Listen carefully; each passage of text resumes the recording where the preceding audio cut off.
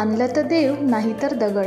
दगडात देवही दिसतात अथवा पाशवी दानवही दिसतात. या दगडात रामही आहे, कृष्णही आहे, भीमेकाठचा पांडुरंगही आहे, ईश्वरी भक्त संतही आहे, मांगल्यमृत मातृत्वही आहे.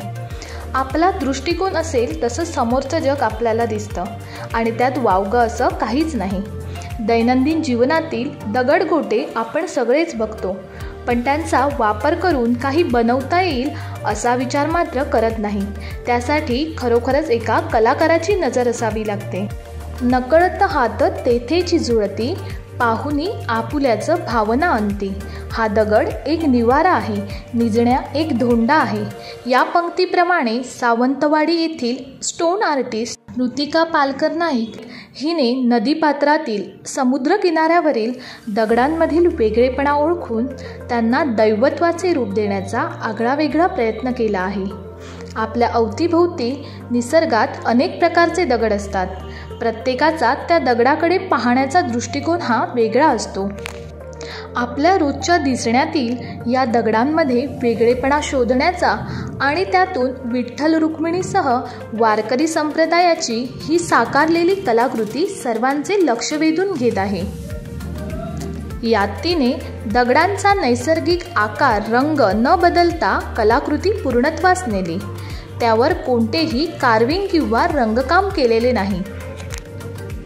ऋतिका ही मुंबई, दिल्ली अशा ठिकाणी स्टोन आर्टिस्ट म्हणून अशी प्रदर्शने भरवत असते. 124 दगडातून साकारलेली प्रत्येक कलाकृती ही वेगळी आहे. प्रत्येक कलाकृतीचे स्वतःचे असे आगळेपण आहे, कारण निसर्गसुद्धा जशास तसा दगड पुन्हा बनवत नाही.